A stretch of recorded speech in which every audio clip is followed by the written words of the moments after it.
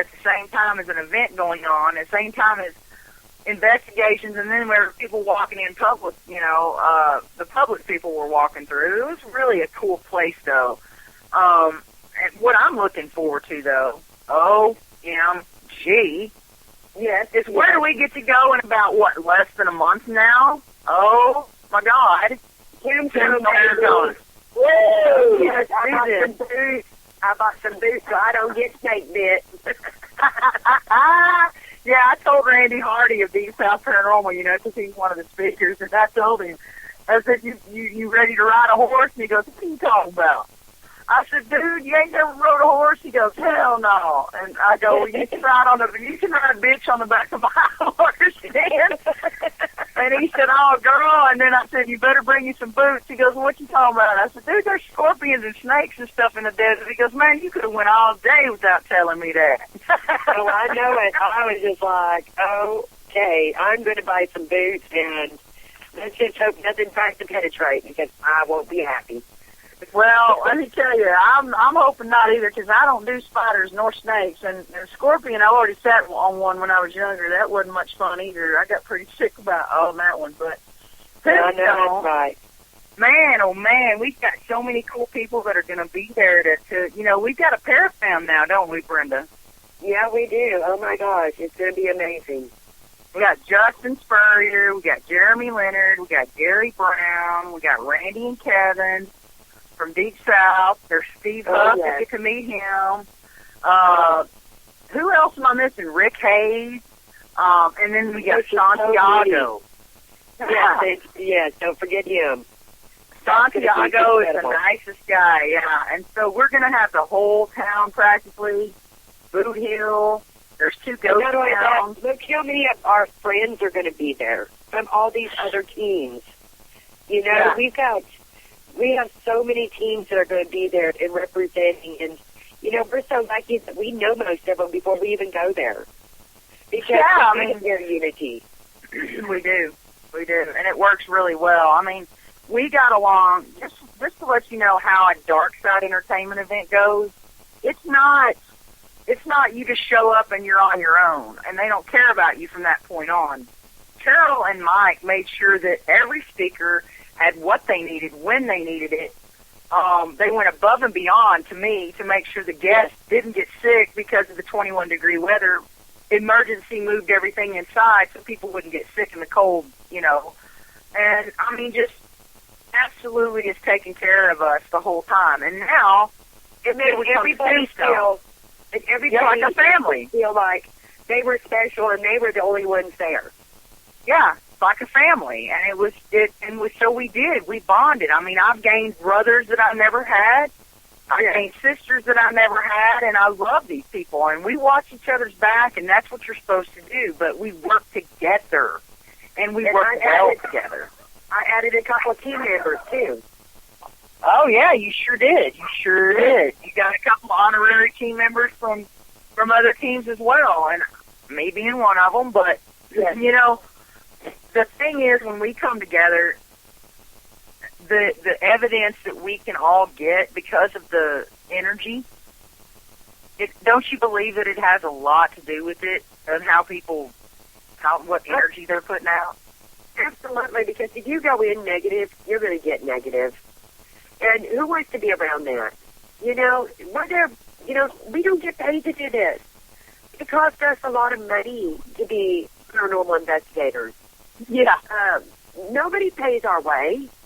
We have to pay for our own stuff. We have to pay for our gas. We have to pay for lodging, everything that we do. So why go and be miserable? If you're going to be miserable, stay home. It's like your spouse. It so messes up everything else when you have someone negative. It does. I'm not saying a skeptic, because that's always good, because I love to turn skeptics' heads and let them know that they may not want to be so skeptical after they have an experience. And I've had a lot of them that have taught me how to be a better paranormal investigator by them being so skeptical. Right. They taught me a lot. And I encourage that, but I'm talking about the people that are just downright ugly and they just want to go and complain about everything and not take it for what it is. And what it is to go and You know, enjoy what you're doing. That's what your passion is. Yes. And if your passion makes you angry, go home. Yeah. Yeah, don't even mess us up, because one bad apple can really spoil a really good investigation location. It's happened before when there's negative energy in the room. They don't want to mess with you. Take anything. Oh my gosh. I cannot say this enough, and I'm sorry, but I'm going to get on my soapbox. But if you have to fake anything, you don't need to be doing anything. And it is not funny. It is not enjoyable. And somebody's going to be able to figure it out. And I'm sorry, but if you have to fake it, don't do it. And I've been around too many people that think that that is just the way that they have to be. And that's not messes it up for the people who really get good stuff, who really get legitimate stuff. It messes it up for the rest of us. And, that's another thing. I don't put a whole lot of stuff out there because I'm pretty much hard on my own self. I'm hard on my own damn evidence, you know what I mean? So I'm definitely not going to get ripped up by everybody else who wasn't there, who really can give a really good advice or really good comment because they weren't there. You know what I mean? You have to be there. Now, I will be putting up evidence of Marlin, Texas. We went in there, and I invited whatever teams wanted to go with me. I had the whole town, and they graciously opened everything up. And I had, oh my gosh, I think 15 different teams that came in and investigated with two feathers. And we have got some really good evidence. And I will be posting that. It's not going to be on there saying, this is what we got. This will be open for, what do you think? Because I don't want anybody thinking that we're trying to shove anything down your throat, and I don't want anybody being ugly on my page. So I would like for, to have the opportunity to show you some of the cool stuff that we did get. Time to constructive criticism. Correct. Now, if you enjoy it, that's fine. And if you say, I don't think that's good, that's fine. But just don't go in there and slam us, because we're all just trying to do the same thing as y'all. And we're not trying to shove everything down your throat, so don't be mean to us. Right. Don't be mean to any of the other teams that are doing that. They're just trying with the best of their ability to do what they want. Right. And, they want to share what they feel is something cool. And it's just not cool to bash it.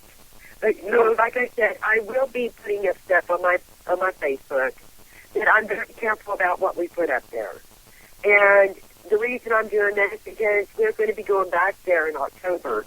We are going to have a conference. And that's absolutely amazing. Absolutely amazing. The historical part of it is just unbelievable. There's an old theater, there's an old hotel, there's several amazing things that are in this town. The courthouse, the house from the 1800s that it wasn't a plantation, but it looks like an old plantation. It was a doctor's house. Oh my gosh, the evidence that we received out of there was mind-blowing. This town, I just can't speak enough for it. The problem is, the town is dying.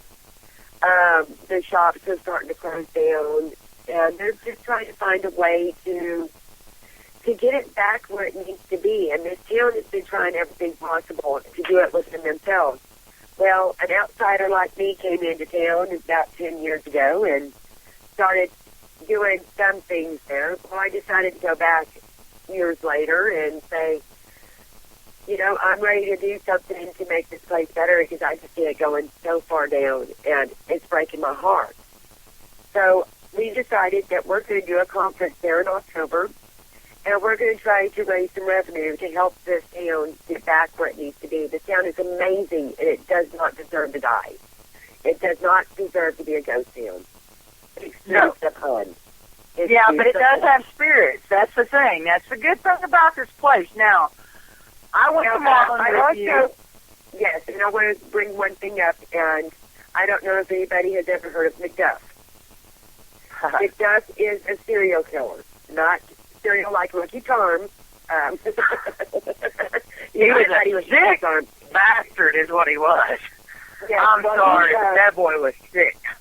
He caused a lot of havoc and murdered a lot of women. He did some pretty horrendous things other than just murdering these poor women. He raped them. He murdered them. he tortured them. I'm not going to say what he did because that is just absolutely beyond my comprehension of what a person can do to another human being. But he is from in that area. He is from a town closer to there. And anybody that does the research, I'll go ahead and say he's from Rosebud, which is another town that I'm getting. I've already talked to them. They've opened up everything to me. So look on my page, and you will see when it's time for us to go there. Anyway, McDuff had some of his body was in Marlin, Texas, and some of the women that he actually kidnapped was from there. So it's just a very, very violent time and era that we're going to be able to go back and listen to. And the history beyond that, too, is crazy. The town itself, I mean, when we went that day to kind of map out and do research on Kenneth McDuff, we had the pleasure of going around with the constable of actually Rosebud, and he took us around Marlin to all these really amazing places. Yeah, he's a great guy, and he took us around and helped us see where, the terrain of the serial killer. And then we started talking to the mayor, and God, she's a lovely little lady, and I love her, and she's a spunky little thing. And, she even ghost hunted with you, which was so cool, but there's there. I had the judge's wife, I had the mayor, I had the police department, the fire department, and the constable with me.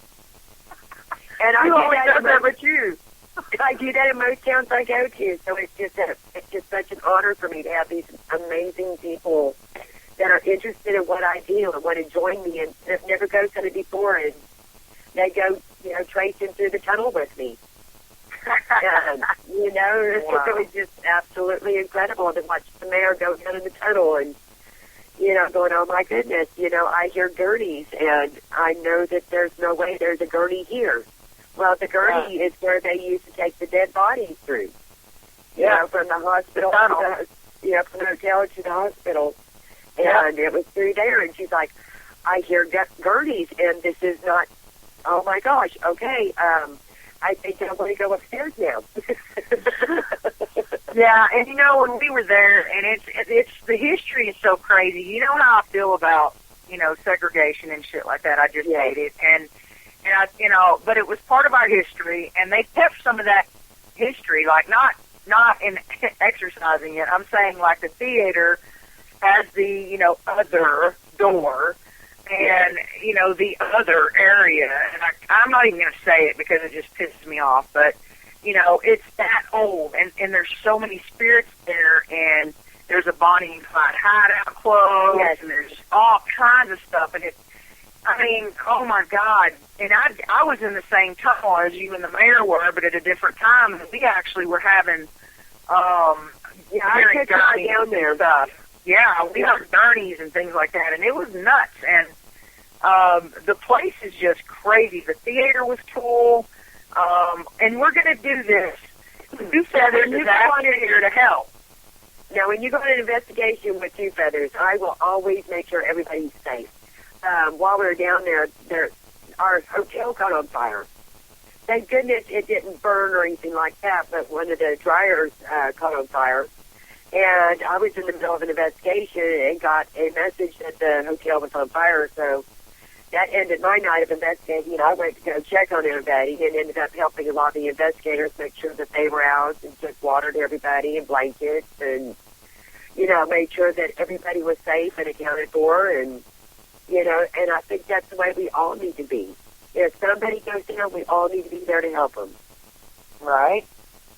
Well, you asked me and my team for help, and we also have now our good friends from Louisiana, Helen, Donna, and Sandy, and Charlene, and all them on PSI South. They're going to help us with this conference that we're having, and the conference's name is FinTech's Paranormal Fest, and we have a Facebook page.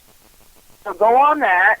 Come check us out. We're going to have so much cool stuff. It's the week before Halloween. Can we go ahead and kind of tease them about what we're going to have?